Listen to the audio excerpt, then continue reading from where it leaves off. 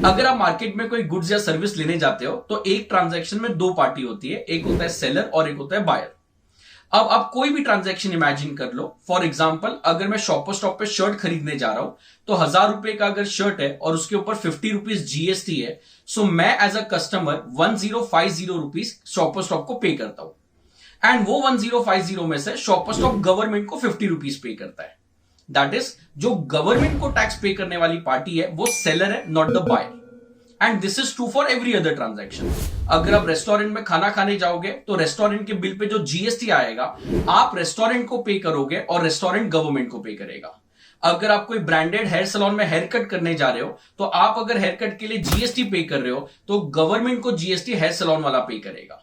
सो आप कोई भी ट्रांजैक्शन इमेजिन कर लो, नॉर्मली जो टैक्स होता है वो सप्लायर पे करता है, not the recipient.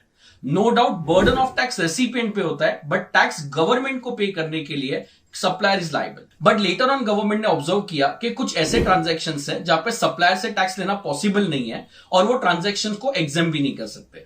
For example, insurance agent अगर इंश्योरेंस कंपनी को सर्विस दे रहा है क्लाइंट्स लाने का, सो इंश्योरेंस कंपनी उसको कमीशन पे करेगा। Now number of insurance agent in India are huge. हर एक एजेंट्स को ट्रैक करना, उसने प्रोसीजर किया नहीं किया वो आइडेंटिफाई करना, असेसमेंट करना गवर्नमेंट के लिए बहुत डिफिकल्ट है।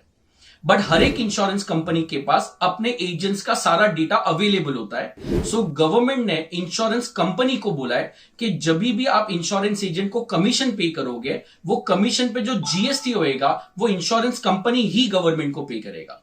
सो नॉर्मली सप्लायर एजेंट है, कंपनी रेसिपिएंट है। नॉर्मल लाइफ में सप्लायर टैक्स पे करता है, बट ये वाले एग्जांपल में इंश्योरेंस कंपनी मतलब रेसिपिएंट गवर्नमेंट को टैक्स पे करेगा। तो इस कॉन्सेप्ट को बोलते हैं रिवर्स चार्ज मैकेनिज्म। बट फिर गवर्नमेंट ने ऑब्जर्व किया कि यार इंडिया में तो कुछ ऐसे भी ट्रांजैक्शंस है जहां पे सप्लायर से भी टैक्स नहीं ले सकते और रेसिपिएंट से भी टैक्स नहीं ले सकते। फॉर एग्जाम्पल, अगर आप ओला पे कैब बुक करते हो तो ओला सप्लायर नहीं है, जो ड्राइवर टैक्सी लेके आ रहा है वो सप्लायर है। अब ड्राइवर से टैक्स लेना, कंप्लायंस करवाना पॉसिबल नहीं है। सामने जो रेसिपिएंट है वो पैसेंजर है, passenger is a final consumer, उसको भी नहीं बोल सकते कि आप गवर्नमेंट को टैक्स भरो। सो ना तो सप्लायर टैक्स भर रहा है ना तो रेसिपिएंट टैक्स भर रहा है। सो गवर्नमेंट ने एग्रीगेटर मतलब ओला को बोल दिया कि जो भी सर्विस तेरे थ्रू सप्लाई होगी वहां पे टैक्स तुझे पे करना पड़ेगा, ना तो ड्राइवर पे करेगा ना तो पैसेंजर पे करेगा। That is, electronic commerce operator will be liable to pay tax. So GST में टैक्स का बर्डन तो रेसिपिएंट पे ही आता है, बट टैक्स पे करने का लायबिलिटी सप्लायर के पास भी हो सकता है, रेसिपिएंट के पास भी हो सकता है एंड इलेक्ट्रॉनिक कॉमर्स ऑपरेटर के पास भी हो सकता है।